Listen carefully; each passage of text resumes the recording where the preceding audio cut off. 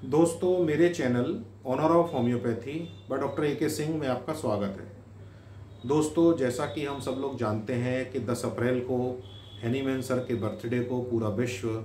World homeopathic day के रूप में सेलिब्रेट करता है। पिछले वीडियो में हम लोगों ने समझा कि हैनीमैन सर के बर्थडे को सेलिब्रेट करने का बेस्ट वे क्या है। तो आज के इस शुभ अवसर पर सभी चिकित्सकों को, एलोपैथिक, होम्योपैथिक, आयुर्वेदिक, यूनानी सभी विधाओं के चिकित्सकों को, सभी विधाओं के छात्रों को एवं सभी विधाओं के शिक्षकों को, मेरे सभी व्यूअर्स को और सब्सक्राइबर्स को इस शुभ दिन की बहुत बहुत हार्दिक शुभकामनाएं। दोस्तों, हैनीमैन सर अपनी टीचिंग्स के थ्रू हमारे बीच में उपलब्ध हैं और उनकी टीचिंग्स को फॉलो करते हुए सफ़रिंग ह्यूमैनिटी के लिए काम करते रहना ही उनके बर्थडे के सेलिब्रेशन का सबसे बेस्ट वे है कि हम सफ़रिंग ह्यूमैनिटी के लिए मिलकर काम करते रहें और उनके बर्थडे को सेलिब्रेट करते रहें। दोस्तों, पिछले वीडियो में हम लोगों ने एफोरिज्म 7 को समझ लिया था। आज के इस वीडियो में हम लोग एफोरिज्म नंबर 8 को डिस्कस करेंगे, जिसमें हैनीमैन सर ने हमको बताया है कि क्योर क्या होता है और उसको कैसे समझना चाहिए। और इसमें बहुत ही इम्पोर्टेंट बातें उन्होंने हमको बताई हैं जिनका हमको विशेष रूप से ध्यान रखना चाहिए। एफोरिज्म 8 में दोस्तों हैनीमैन सर लिखते हैं, it is not conceivable, not can it be proved by any experience in the world that after removal of all the symptom of the disease and of the entire collection of perceptible phenomena there should or could remain anything else beside health or that the morbid alteration in the interior could remain uneradicate। दोस्तों, कई सारे जिस समय science की discovery चल रही थी तो उस समय जो चीफ थे ओल्ड स्कूल मेथड के डॉक्टर ह्यूफलैंड, तो उनका कुछ मानना था, तो उसको लेकर के हैनीमैन सर ने उनकी बातों को इस एफोरिज्म के थ्रू हमको समझाने की कोशिश करी है और उनकी उन बातों को भी ऑर्गेनॉन में स्थान दिया है और उससे हमें ये समझना है कि हैनीमैन सर हमसे क्या कहना चाहते हैं। दोस्तों, इस एफोरिज्म में हैनीमैन सर कहना चाहते हैं कि अगर किसी फिजिशियन ने कोई एक्सपीरियंस इस वर्ल्ड में नहीं आया है जिससे कि अगर उसने फिजिशियन ने उस बीमारी को, उसके सिम्टम्स को और परसेप्टेबल जितने भी फिनोमिना हैं उन सबको ख़त्म कर दिया हो, तो उसके बाद उसमें कोई डिज़ीज़ बचती हो, यानी कि उसमें सिर्फ हेल्थ ही बचेगी।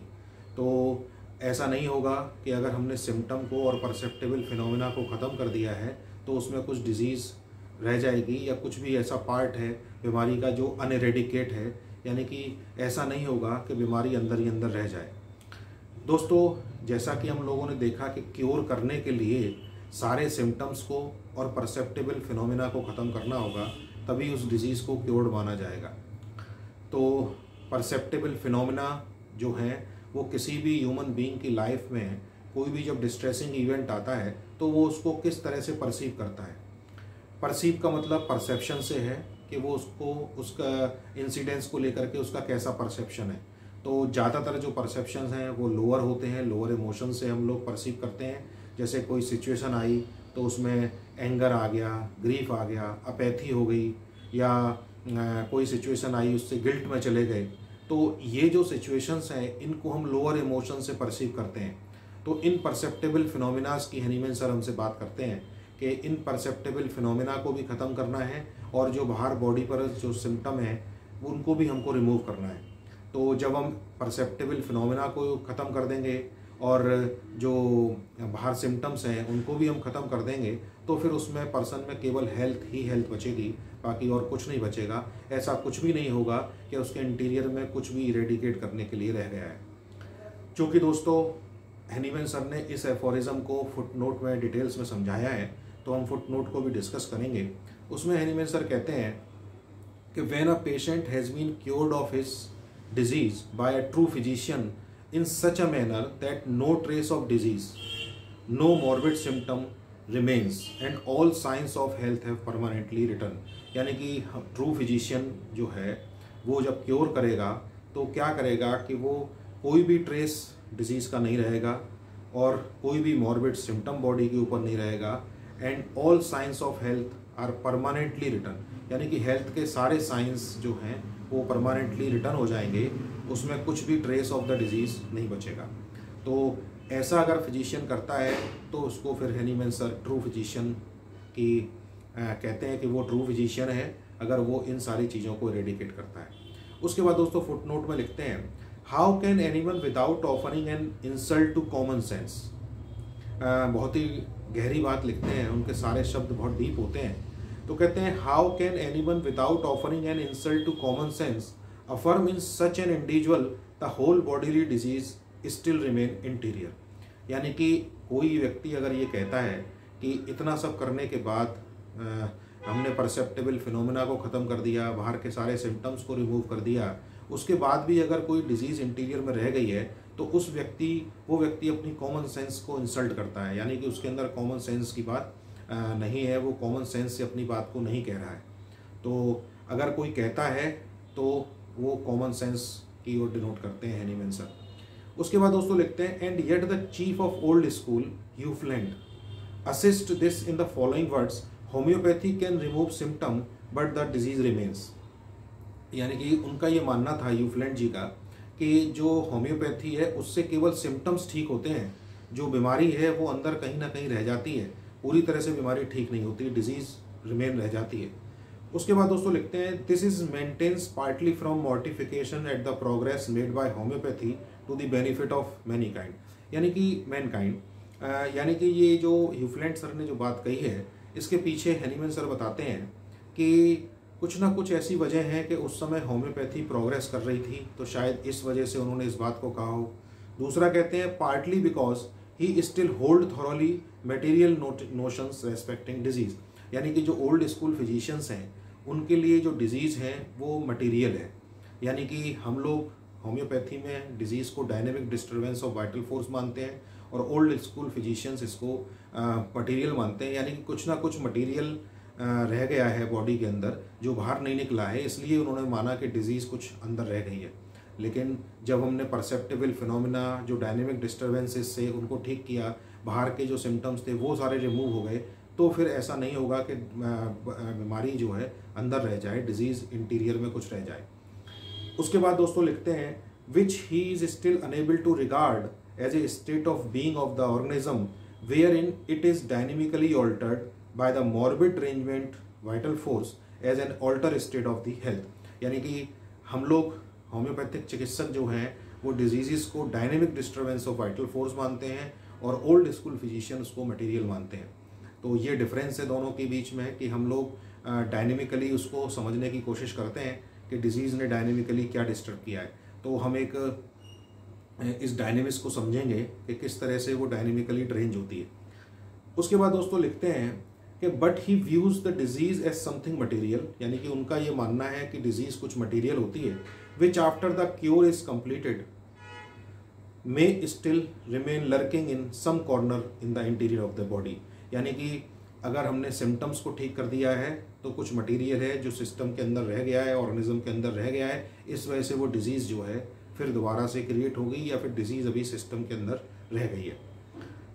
इन order some day during the most vigorous health to burst forth at its pleasure with its material presence, उस मटेरियल की प्रेजेंस से वो दोबारा से फिर बाहर निकलेगी और इस तरह से जो है डिजीज़ मटेरियल है, उनका ये ऐसा मानना है ओल्ड स्कूल फिजिशियंस का। उसके बाद दोस्तों लिखते हैं, no wonder that it could only produce a system of therapeutics, यानी कि ये सारी जो चीज़ें हैं, जो मटेरियल नोशन है, ये बेसिकली थेरोपेटिक के प्रोडक्शन के लिए है, यानी कि थेरोपेटिक्स बन जाएं। और थेरोपेटिक मेडिसिन का मतलब है कि जैसे सिम्टम के बेस पर हमने कोई मेडिसिन दे दी, जितने सिम्टम्स हैं उतनी दवाई हमने दे दी, ये थेरोपेटिक प्रिस्क्रिप्शन है। तो इस तरह के जो थेरोपेटिक प्रिस्क्रिप्शन है इनको प्रोड्यूस करने के लिए इस तरह का नोशन उन्होंने दिया। उसके बाद लिखते हैं, which is solely occupied with scouring out the poor patient. इस तरह से अगर हम थेरोपेटिक प्रिस्क्रिप्शन करते रहेंगे तो वो पुअर पेशेंट जो गरीब है, जो बीमार है, उसके लिए वो ठीक नहीं होगा। तो ये जो है दोस्तों एफोरिज्म हैनीमैन सर ने स्पेशली दिया है कि कहीं होम्योपैथी के हम लोग डॉक्टर हैं तो कहीं हम लोग भी डिजीज़ को मटेरियल ना समझें। और ऐसा कई बार देखने को आता है कि जैसे स्टोन के केस में, रीनल स्टोन के केस में हम लोग सोचते हैं या दवाई देते हैं तो ये देखते हैं कि ये जो डिजीज़ है वो पथरी ही एक बीमारी है, जबकि बीमारी पथरी के बनने का जो प्रोसेस है वो डिजीज़ है कि how this stone can be form, यानी कि जो प्रोसेस है उस प्रोसेस को हमको समझना होगा कि इस ह्यूमन बीइंग ने उस स्टोन को क्यों बनाया, वो पथरी उसने क्यों प्रोड्यूस करी, उसकी किडनी ने काम ठीक से क्यों नहीं किया जो स्टोन का फॉर्मेशन हुआ। तो स्टोन डिजीज़ नहीं है, स्टोन का फॉर्मेशन का जो प्रोसेस है वो बेसिकली डिजीज़ है। तो कई बार देखने को आता है कि हम लोगों के यहाँ बहुत सारी दवाइयाँ हैं जो स्टोन्स के नाम से होती हैं, तो उनको पेशेंट भी अपने आप खाता रहता है कि इससे स्टोन मेरे निकलते रहते हैं। तो कई सारे मरीज आते हैं, वो बर्बेरिस वल्गेरिस को खाते हुए आते हैं कि हम इसको बहुत समय से खा रहे हैं और पथरी हमारे अंदर जो बन रही है वो इससे निकलती रहती है, लेकिन फिर वो बनती रहती है और इसके बाद फिर कुछ समय बाद वो डिजीज़ क्रॉनिक हो जाती है। तो इसमें